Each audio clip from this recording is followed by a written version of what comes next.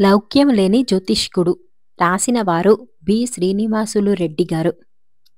అక్బర్ దగ్గర మంత్రిగా ఉన్న బీర్బల్ చాలా తెలివిగలవాడు. ఒకరోజు అక్బర్కు తన పళ్ళు అన్నీ రాలిపోయినట్లు కల వచ్చింది. మరునాడు ఆస్థాన జ్యోతిష్కుణ్ణి పిలిపించాడు. అతనికి తన కలలను గురించి చెప్పి ఫలితం చెప్పమన్నాడు. జ్యోతిష్కుడు తన గ్రంథాలు తిరగవేసి తమ కళ్ల ముందే తమ బంధువులు తమ పరివారము చనిపోతారు అని చెప్పాడు. చెడ్డవార్త చెప్పినందుకు గాను పాదుషా కోపగించి అతణ్ణి చెరసాలలో వేయించాడు. ఇంతలో ఏదో పనిమీద వెళ్లిన బీర్బల్ అక్కడికి వచ్చి సంగతి తెలుసుకుని అమాయకుడైన ఆ జ్యోతిష్కుణ్ణి విడిపించాలనుకున్నాడు. అక్బర్ దగ్గరకు వచ్చి, పాదుషా, మీ స్వప్న ఫలితం నేను మనవి చేసుకుంటాను అని వేళ్లు లెక్కించి ఆకాశం వైపు భూమి వైపు కాసేపు చూసి, పాదుషా, తమ బంధువులు తమ పరివారం కంటే తమరు ఎక్కువ ఆయుర్దాయం కలవారు అని విన్నవించుకున్నాడు. ఇంత శుభఫలం చెప్పినందుకు ఏం కావాలో కోరుకో అన్నాడు అక్బర్. ఆస్థాన జ్యోతిష్కుణ్ణి విడుదల చేయండి పాదుషా అని మనవి చేసుకున్నాడు బీర్బల్. విడుదలై వచ్చిన జ్యోతిష్కుణ్ణి పక్కకు పిలిచి, జ్యోతిష్యం చెప్పాలంటే ఒక శాస్త్రజ్ఞానమే చాలదు, కొంత లౌక్యం కూడా కావాలి. లౌక్యం లేని జ్యోతిష్యం వృధా అని మందలించి పంపాడు బీర్బల్. వింత వైద్యం. రాసినవారు సుంకర భాస్కర్రావు గారు. కనకపురి అనే ఊరుకు బుద్ధిశర్మ అనే వైద్యుడు బతుకు తెరువు కోసం వచ్చాడు. ఆనాటి వరకు ఆ ఊళ్ళో వైద్యం కోసం పొరుగురు వెళ్లవలసి వచ్చేది. బుద్ధిశర్మ హస్తవాసి మంచిదని, ఆయన చికిత్సా విధానంలో ఒక ప్రత్యేకత ఉన్నదని ఊళ్ళో అందరూ చెప్పుకోసాగారు. కేశవయ్య అనే ధనికుడొకాయనకు కడుపు నొప్పి మొదలైంది. ఆయన తన సొంత గుర్రపు బండిలో బుద్ధిశర్మ ఇంటికి వెళ్లి తన బాధ చెప్పుకున్నాడు. కడుపు నొప్పి ఎప్పటినుంచొస్తుంది అని బుద్ధిశర్మ అడిగాడు. ఈ ఉదయానే ప్రారంభమైంది. బాధ భరించలేక ఈ కాలే ఎండలో బండి కట్టించుకుని తమరి దగ్గరకొచ్చాను అన్నాడు కేశవయ్య. ఉదయం ఏం తిన్నారు అని అడిగాడు బుద్ధిశర్మ. 4 రొట్టెలు తిన్నాను, బహుశా అవి బాగా కాలి ఉండవు అన్నాడు కేశవయ్య. బుద్ధిశర్మ ఒక చిన్న సీసాలో మందు పోసి కేశవయ్యకు ఇచ్చి, దీంట్లో ఉన్నదాన్ని 3 పూటలా 2 చుక్కల చొప్పున కళ్లల్లో వేసుకోండి అన్నాడు. ఇది విని కేశవయ్య విసుగ్గా, ఇదేమి వైద్యం, నేను కడుపు నొప్పితో బాధపడుతుంటే కంటికి మందిస్తావేంటి అని అడిగాడు. ఇందుకు బుద్ధిశర్మ చిన్నగా నవ్వి, మీ కంటి చూపులో ఏదో లోపం ఉండబట్టే కదా కాలని రొట్టెలు తిన్నారు. కడుపు నొప్పి రోజుల తరపడి ఉండదు, ముందు చికిత్స జరగవలసింది మీ కళ్లకు అన్నాడు. గాడిద మోత. రాసినవారు ఆవులపాటి రెడ్డప్పగారు.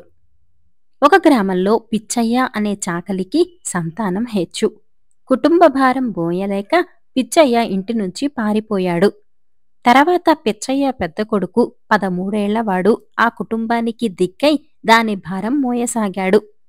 5 ఏళ్లు గడిచాక పిచ్చయ్య తిరిగి వచ్చి తాను మోయలేని బరువు తన కొడుకు మోసినందుకు సంతోషించాడు. తన తండ్రి ఇక తన బరువు కొంత తగ్గిస్తాడు కదా అని కొడుకు సంతోషించాడు.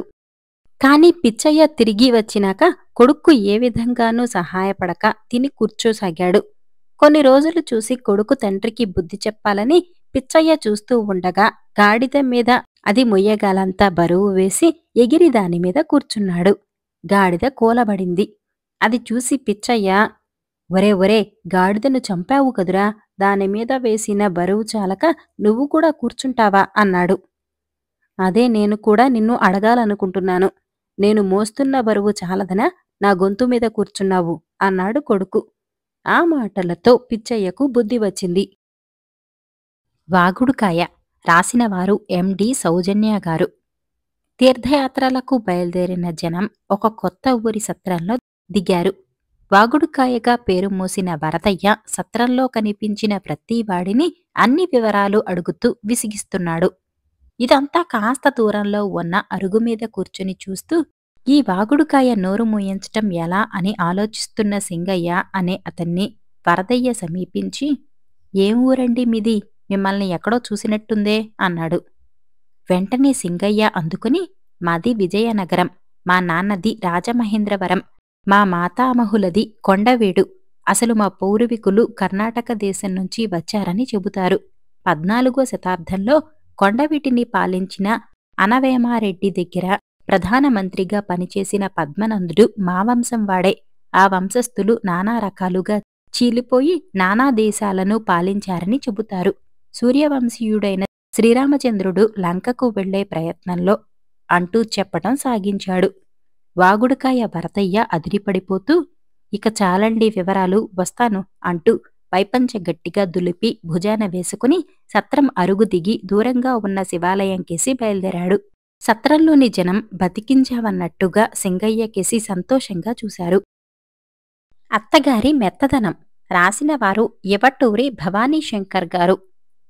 రమ కాపరానికి వచ్చేటప్పుడు తనను అత్తగారు ఎంతగా కాల్చుకు తింటుందో అనుకుంది. కాని రమ అత్తగారు సాధువు. ఆమె రమను తల్లికన్నా ఎక్కువగా చూసుకునేది. ఆ అలుసుతో రమ బొత్తిగా పనిచేయటం మానేసి అత్తగారినే ఒళ్ళు విరుచుకొనిచ్చింది. ఒకనాడు రమ అన్న రమను చూడవచ్చాడు. అతని భార్య కొత్తగా కాపరానికి వచ్చింది. అతన్ని రమ మాలతి ఇంటి పని చూసుకుంటూ అమ్మకు విశ్రాంతి ఇస్తున్నదా అని అడిగింది.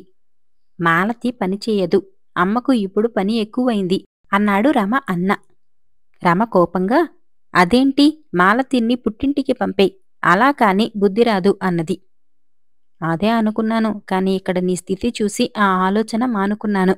నేను మాలతిని పంపేసిన మర్నాడు బావ నిన్ను మా ఇంటికి పంపేస్తాడు. మీ అత్తకు కూడా నీ మూలంగా పని ఎక్కువయిందట కదా అన్నాడు రమ అన్న.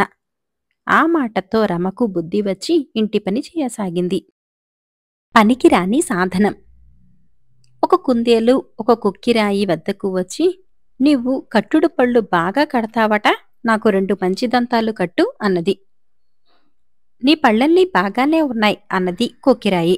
బాగా లేవని కాదు, నాకు ఇంకా పొడుగైన కూరలు, సింహం కూరల్లాంటివి కావాలి అన్నది కుందేలు. దేనికి అని కొక్కిరాయి అడిగింది. నక్కను భయపెట్టటానికి. దానితో వేగలేకుండా ఉన్నాను. దాన్ని చూసినప్పుడల్లా పారిపోవలసి వస్తున్నది. ఈ దెబ్బతో అదే నన్ను చూసి పారిపోవాలి అన్నది కుందేలు. కొక్కిరాయి తనలోనే తను నవ్వుకొని కుందేలుకు 2 భయంకరమైన కూరలు అమర్చింది. కుందేలు అద్దంలో చూసుకుని, అద్భుతం, ఇప్పుడు చెబుతాను నక్క పని అని నక్కను వెతుకుతూ బయలుదేరింది. అది ఎంతో దూరం పోకుండానే ఒక పొదచాటు నుంచి చూస్తున్న నక్క కనిపించింది. కుందేలు అదురుకొని శరవేగంతో కుక్కిరాయి వద్దకు తిరిగి వచ్చి, అన్నా, ఈ కూరలు తీసేసి ఎంతకన్నా భయంకరంగా ఉండేదేమైనా అమర్చగలవా అని అడిగింది. మార్చవలసింది నీ దంతాలు కాదు, నీ పిరికి గుండె. దాన్ని తీసేసి గట్టి గుండె అమర్చినప్పుడు కాని నీ సమస్య తీరదు అన్నది కొక్కిరాయి. మౌనం విలువ. రాసినవారు తాటిచెర్ల గురురామప్రసాద్ గారు. మంగాపురం జమీందారుకు ఎక్కువగా మాట్లాడే అలవాటు ఉండేది. కోపిష్టి కావటం వల్ల ఆ విషయం ఆయనకు తెలియచెప్పటానికి ఎవరికీ ధైర్యం లేకపోయింది. ఒకనాడు జమీందారు ఒంటరిగా బాహ్యాళికి వెళ్లాడు. ఊరి చివర ఒక అందమైన కొండ ఉన్నది. జమీందారుకు కొండమీదికి వెళ్లాలనిపించింది. కొండ దిగువన గొర్రెల కాపరి ఒకడు కనిపించాడు.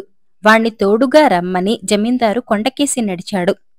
గొర్రెల కాపరి మాట్లాడకుండా చకచకా కొండెక్కి పోసాగాడు. జమీందారు ఏవేవో మాట్లాడుతూ వెనకపడిపోయాడు. కొత్తసేపటికి ఆయాసంతో ఒక బండమీద చతికిలపడ్డాడు. కొండెక్కాలంటే మౌనంగా నడవటం చాలా ముఖ్యం. అప్పుడే అలసట లేకుండా త్వరగా కొండెక్కగలం అన్నాడు గొర్రెల కాపరి అమాయకంగా.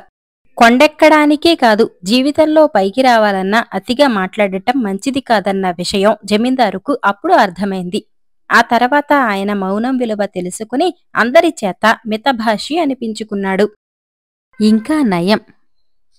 ఒకనాడు ఒక రైతు తమ జమీందారుగారిని చూడపోతూ తన భార్యతో, ఏమే, జమీందారుగారికి వెలగకాయలు ఇస్తాను, ఒక బుట్టెడు కట్టి ఇయ్యి అన్నాడు.